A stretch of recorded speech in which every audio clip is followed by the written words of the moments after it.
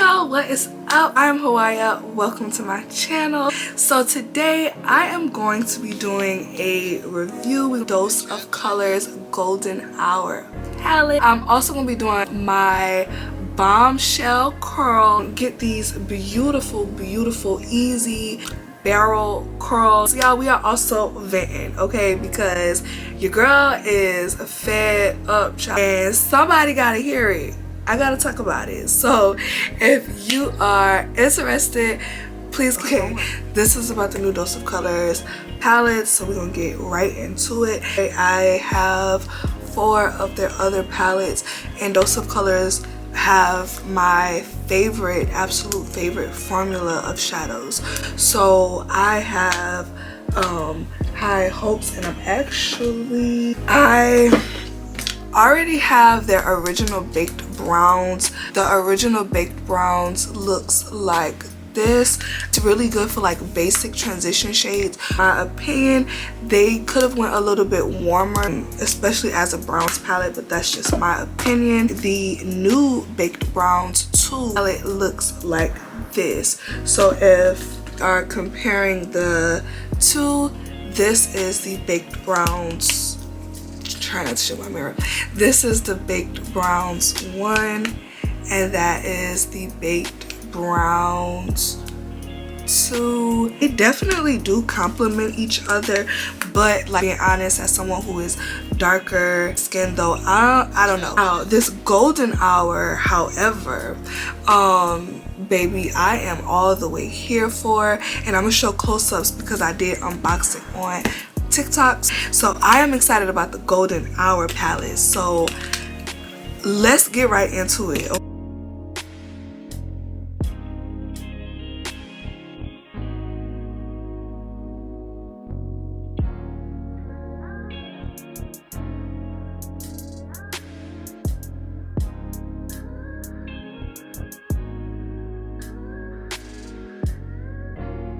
I'm gonna use Sunrise.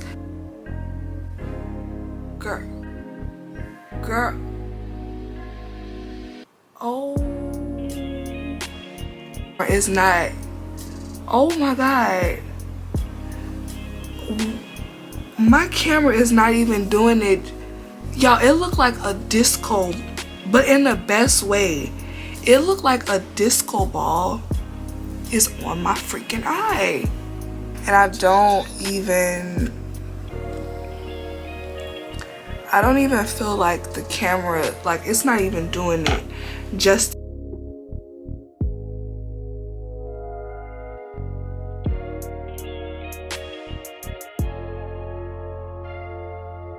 Next, we are going to move on to foundation. This is Dose of Colors, so the product is not Dose of Colors. It's going to be listed down below. Only foundation sponge that touches my face that I use, Dose of Colors Jumbo Seamless Sponge. Try it for yourself, and I promise it's going to change your makeup game. It is phenomenal. It's so freaking soft.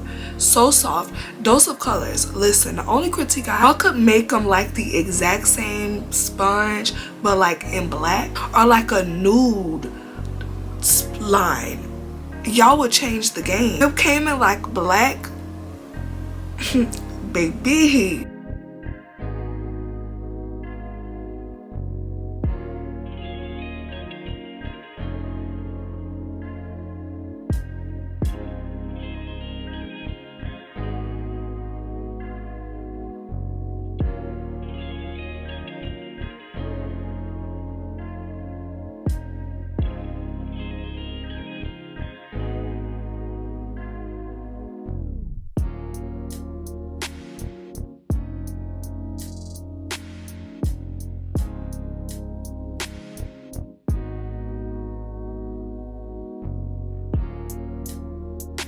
okay, so foundation is on. We gonna kind of get into what I'm kind of venting about. I'm getting into that place, y'all, where find that yes, it's okay to like be positive, and you should always be living glass half full rather than half empty. And that is how I should call it my spiritual like awakening, or since I've been on my spiritual journey, probably since like 2018. I really have been trying to remain as intentional as possible, just being positive, even when, you know, the situation isn't favorable, still trying to find good within the situation, because there is always something that you could be thankful for. However, I'm starting to find that there is balance within everything. Everything is not all light. We have light and dark.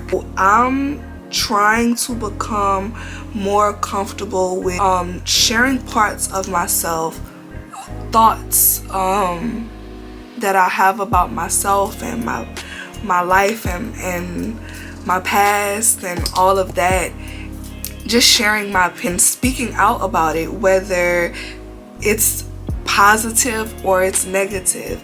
I'm kind of just over that facade. If you always have to be positive, yeah, you should. And the truth of the matter is, when you're not feeling it, you're not feeling it, and it's okay to say that and to express that.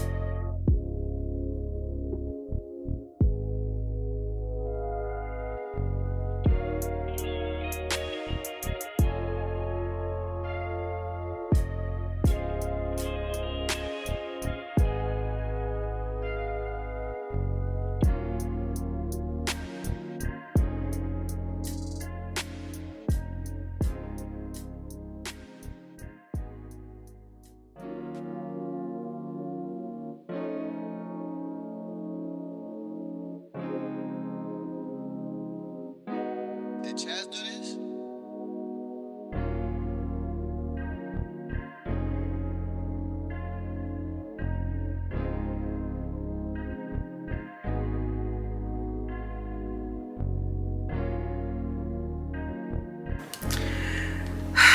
I am so uncomfortable in this season, in this place, in this space, in this time.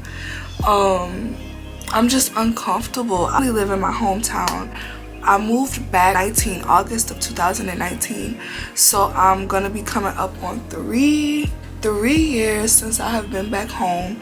And when I tell y'all, things are so different. I'm different. You start to become uncomfortable. You start having this like inner calling of what you're supposed to do. That is not gonna make sense to everybody else, and that is where I am. From the outside looking in, you would be like, girl, like what is so wrong with like where you are now? Little backstory. Before I moved back home, I was homeless, living out of hotels and motels. That was my circumstance. That was my situation. Oh, fast forward, almost 3 years later, I have a house. I have my children have a huge backyard, front yard. My family is here, so I have help here. From the outside looking in, my life doesn't look bad, but like I've outgrown being here. I feel like the lessons that came back here that I needed to learn, I feel like I have learned them. I don't feel like there's anything left for me here, and I am becoming so uncomfortable. Let me be clear, when I say uncomfortable, the best way that I can explain it, y'all, is my soul does not feel satisfied. My soul doesn't feel happy. I don't feel at peace. Like, in general, my biggest fear is waking up 20 years from now, hell, waking up 5 years from now and feeling like I have lived the same day over and over and over again. You could relate, girl, guy, Comment down below, let me know if you like feel where I'm coming from with that. The same day over and over and over again, no new experience. I can't. The thought of that, like, my heart gets heavy just saying that, like just thinking about that. I can't. Did Chaz do this?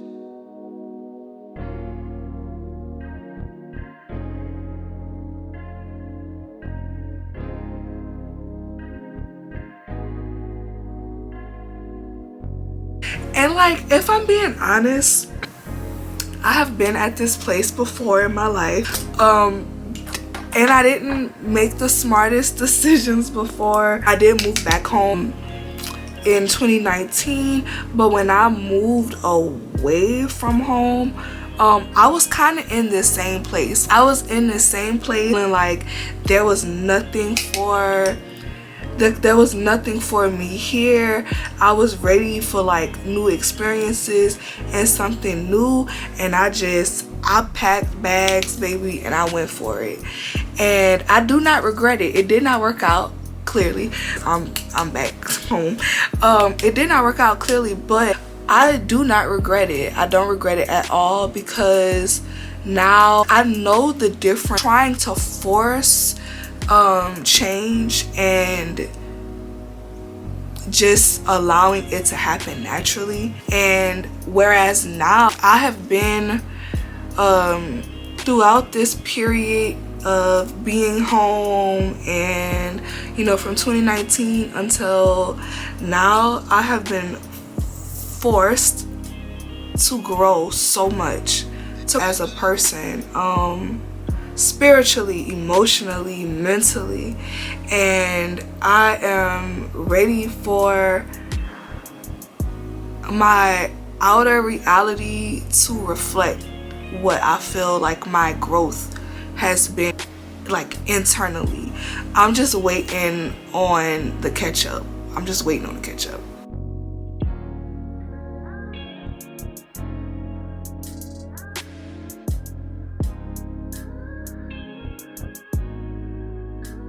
And as far as where I want to move to and all of that, y'all, I have been coming to the reality, and this may trigger some people if you are a single parent and maybe you're not ready to accept this reality. Then this may be a little bit triggering for you, but this is my truth. And yeah, this is just my truth and my opinion, y'all. The world is not set up for single parents. It's whether you are a single mom or a single dad. So we gonna move on with the hair, and I'm gonna try to like speed through these curls because my camera's acting stupid. The world, real life, is really not for single parenting, and it sucks that we don't realize that until we become parents. And this is not me complaining about being a parent or parenthood. When I say that the world is not set up for single parenting, I mean, like, say for instance, you're a single mom. You work a traditional 9 to 5. Now, if you work a traditional 9 to 5, you know that if you have children, your children are in school, baby, school start before 9 o'clock, okay? School starts before 9 o'clock. You know that before you get to work, before you start, you know, your day, you are responsible, of course, for taking care of another person, another human. Some people are like, well, duh, responsible for another human, especially when you are the only one who is really taking any of the real responsibility. Money or finances does not just raise a child. It takes a lot out of you mentally, emotionally, spiritually, and then financially. So if you are not in a place where you are mentally ready to have to deal with that. That shit can be a lot, and you have to parent, and you know, you still have to show up and be an adult and parent even when you're sad, even when you're depressed, even when you know you don't feel like it, when you don't have the strength, you don't have the answers. You still have to figure it out, and that shit is hard. Did Chaz do this?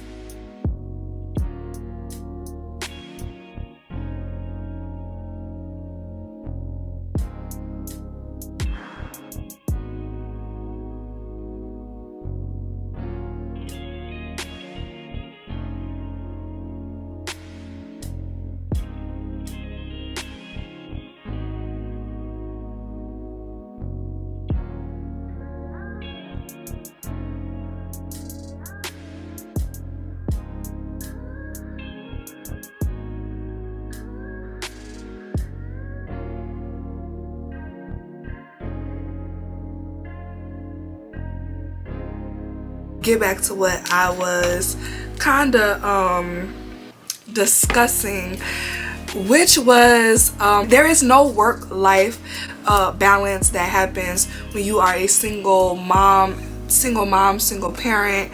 I realize the importance of being around people who really pour into you, who love you, who nurture you, who uplift your vibration and your spirit. But your environment should also do that. I feel like it's important that you are a parent, you have things that are for you. You are able to pour into yourself just as much as you are pouring into your children. And where I am right now in my life, I don't have that, because at first I was there, like, I'm tired, I'm exhausted, I don't ever get a break, thank God. But yes, it's important to have a break, but you have that break time not in an environment where you're able to do things that really that you enjoy doing, that pour into you, whatever that is for you. I feel like you do yourself a disservice as a parent, right? Like, we are deserving of putting ourselves in the best situations, in the best environments, being able to be our best self. Like, you owe it to yourself as a mom or a dad to be happy in your life, to live a life every day that you wake up just excited for and grateful for and ready to like take on the world. I feel like your home should be a reflection of you, your like place of peace, your safe haven, if you will. And I'm not in a place right now where I have that. I'm at a place now where it's like, because I've done so much internal work, I'm still doing, but I've done a lot. So like, I know the things that like I want to get back to. Like, I love dance. A lot of people don't know this, but I do. I can hear a song, preferably like a hip-hop, R&B, soul song. My brain goes into like, I'm automatically in a music video, and I will just start doing choreography like on the spot, because that's just how I'm that's just me. And I'm so ready to be in an environment where like I can rediscover like old passions that I had again now as an adult. I want to be able to go the places I've always wanted to go to. I want to be able to like take from like different cooking classes to learning different languages to like fashion and dance and like pottery. Like, I want to try all of these things the things that I always wanted to do, the things that I wish childhood me had the means to be able to do. Now I'm realizing the importance of what I missed out on, of not being able to do that. And I'm at a place now where I'm like, yo, I'm ready for my extracurricular activities. Like, where are they at? Dance class twice a week, like pottery once a week, and to do it with my children. You know, right? One of the joys about being a parent is that you get to relive your childhood and that innocence through their eyes. We are not, right now where we live, y'all, we are surrounded by sugarcane. and there's nothing here. The school systems, they are not the best. I can go into a whole rant, but I won't. I just want more. I want more for my children. Like, I really want to put them in a melting pot. The world is so big and so vast, and I want them to realize that. And unless we go out and we see that and we experience that, you don't know. You don't know what you're missing until you go out and you experience it. So I'm ready for that in my life, and I want to be able to expose that to my children. When I was growing up, like, even the TV shows now are just not the same because of social media. Y'all know they don't have the ability to sit down and like really watch a full 30-minute TV show. That's where we are evolving into, like, because you can't fight against technology. We can't fight against technology, and we cannot fight against the way that the world is going. But what you can do is find your own flow within that. And them to have friends of many different cultures and races. I want them to go to the best schools. I want them to speak multiple languages. I want us to be able to travel whenever we want to travel, whenever, wherever, however. And the like last thing I guess that I'm venting about is the fact that your girl is ready to have a circle of real friends. I don't feel like in my immediate surroundings I have real friends. I'm turning 29 this year. Friendships in your 20s, like mid-20s, early 30s, like this navigating friendship thing, it has been very daunting and an experience all within itself. I have friends people that I thought I knew for sure, like they would be in my wedding, that I don't even talk to anymore, other than Kayla, and she's like my best friend, but she lives in California. I live in Louisiana, she lives in California,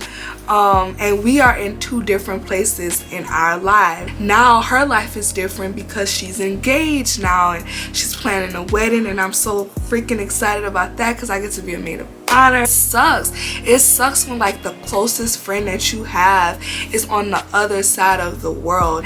There's nobody in my immediate surroundings that like I can pick up the phone, like, girl, so tell me why. There is nobody that I can do that to. Nobody. And even my best friend Kayla, because we're in two different places and two different sides of the world, we almost have to make appointments to make sure that we continuously make that effort to maintain that friendship.